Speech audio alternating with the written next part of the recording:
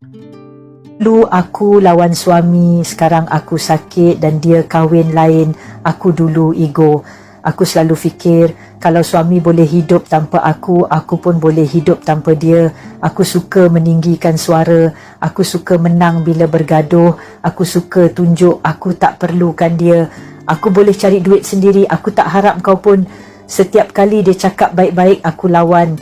Awak diam, tak payah nak tunjuk hero, saya tak hairan dengan awak. Aku lupa, bila seorang lelaki dah terlalu lama bersabar, satu hari nanti dia akan berhenti peduli. Dan hari itu akhirnya sampai.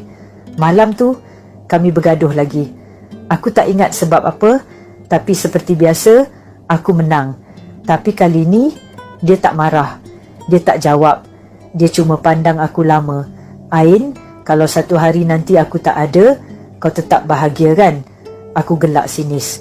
Aku lagi bahagia. Esoknya, dia keluar rumah. Dia tak balik lagi.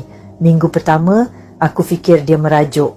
Minggu kedua, aku fikir dia masih marah. Masuk bulan kedua, aku mula rasa mungkin kali ni aku kalah. Dan memang betul, sebab tak lama lepas tu, aku dapat tahu dia dah kahwin lain. Kali ni aku yang diam, aku yang menangis, aku yang rasa nak menjerit. Tapi semua tu dah tak guna. Lelaki yang aku hina dulu, sekarang milik orang lain. Dan waktu aku tengah hadap semua ni, Allah uji aku dengan sakit. Mula-mula aku rasa letih. Lepas tu kaki aku bengkak air. Bila aku kencing, keluar buih banyak. Aku pergi hospital. Doktor pandang aku dengan muka simpati. Buah pinggang puan ada masalah. Puan kena mula ambil ubat CKD dan bersedia kalau makin kronik. Sedia untuk apa?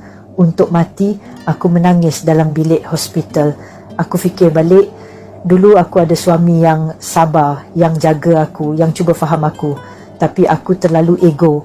Dan sekarang aku hadap kesakitan ni seorang diri.